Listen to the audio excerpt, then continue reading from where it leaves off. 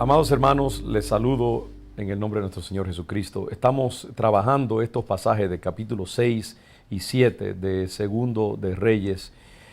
Vimos en nuestra última meditación cómo este príncipe de Samaria reacciona con incredulidad y casi blasfema contra Dios al cuestionar en una forma muy radical esta promesa de parte del profeta Eliseo de que mañana a esa misma hora habría comida abundante para todo el pueblo. Y usa una imagen blasfema diciendo, bueno, si Dios hiciera llover, si abriera las ventanas de los cielos e hiciera llover comida, aún así no sería suficiente. Y hablamos acerca de que este hombre representa esa porción incrédula de la iglesia que será abandonada por el poder de Dios y que inclusive será enjuiciada por su incredulidad. Entonces de ahí cambia de nuevo la escena y se nos presenta en los próximos versículos, comenzando con el versículo 3 del capítulo 7, hasta una buena parte de ese capítulo, el versículo 9.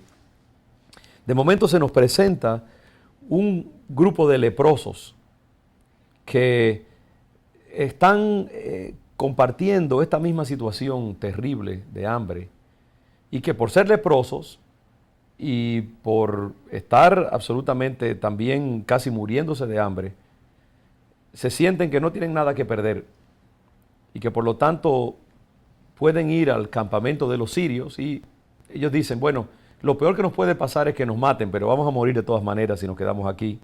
Y quizás puede que nos den algo de comer y sobrevivamos de esta manera.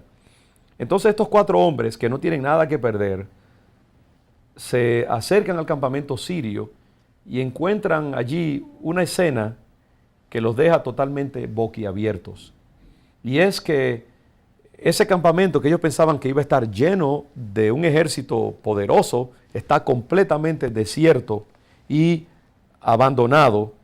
Y dice aquí que no había allí nadie.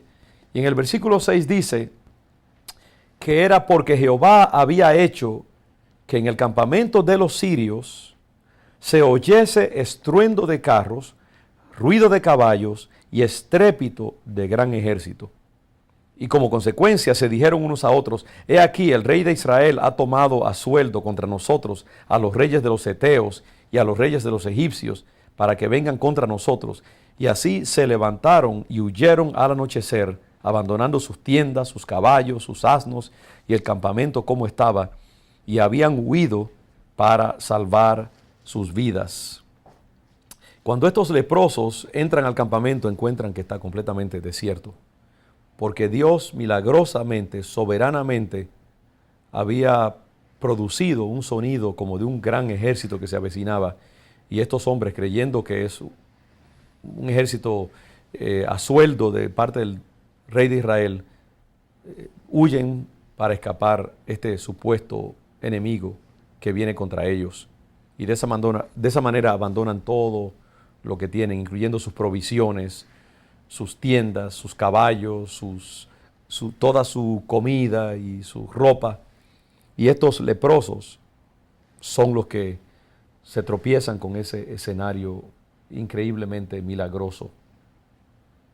Y vemos aquí que cuando Eliseo dio esa palabra, Dios comenzó a obrar inmediatamente. Eso es lo que hace la palabra profética. Cuando la palabra de Dios es declarada en el poder del Espíritu Santo y en la autoridad divina, esa palabra corre por los aires y comienza a cambiar las situaciones. Aun cuando los seres humanos que están participando en esas situaciones no se dan cuenta, pero ya Dios ha comenzado a moverse debajo de la superficie y es solo cuestión de tiempo para que aflore al exterior lo que Dios ha declarado. Estos 4 leprosos para mí ejemplifican ese segmento de la humanidad completamente abandonado por la sociedad, que no tiene nada que perder, y también ese segmento pobre de la iglesia, que está en desprestigio, nadie los toma en cuenta. Están al margen de la iglesia importante y tomada en cuenta, y al margen de los poderosos, y a veces se ríen de ella, la consideran ridícula, pero es esa iglesia pobre, pequeña y en un sentido ignorante, la que Dios va a usar, porque es la iglesia que le cree a Dios, le cree a su palabra, busca los dones del Espíritu Santo, clama a Dios, ayuna, ora, le cree al Espíritu Santo, y esa es la iglesia que Dios ahora va a usar. Es una iglesia que no tiene nada que perder como los leprosos. Es una iglesia desgastada, rechazada por los poderosos, abandonada por las naciones, pero que Dios quiere usar para descubrir lo que Dios verdaderamente está haciendo debajo de la superficie. Y Dios necesita que se levante un pueblo que no tenga nada que perder, un pueblo que haya muerto al mundo, un pueblo que diga, como dijo la reina Esther, si perezco, que perezca, pero yo voy a hacer la voluntad de Dios. Un pueblo desesperadamente deseoso de que el poder de Dios se mueva en medio de él. Y a ese pueblo Dios lo quiere visitar para hacer grandes cosas. Ese pueblo Dios quiere que sea el testigo de su mover poderoso en medio de las naciones.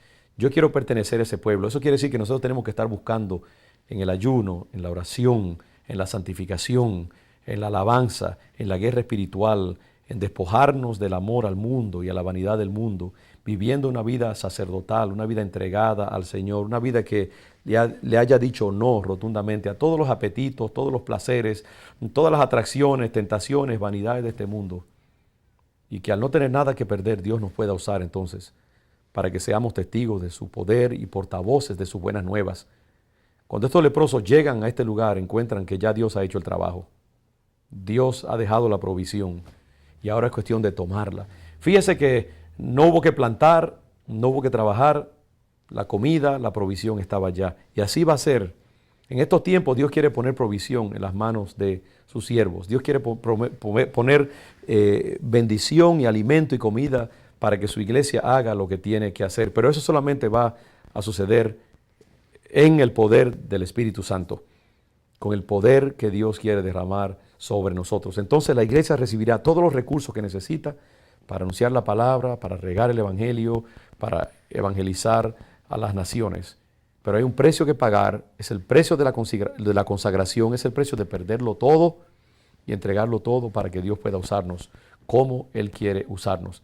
Tenemos que hacernos como los leprosos que no tenían nada que perder. Que Dios te bendiga y hasta nuestro próximo estudio.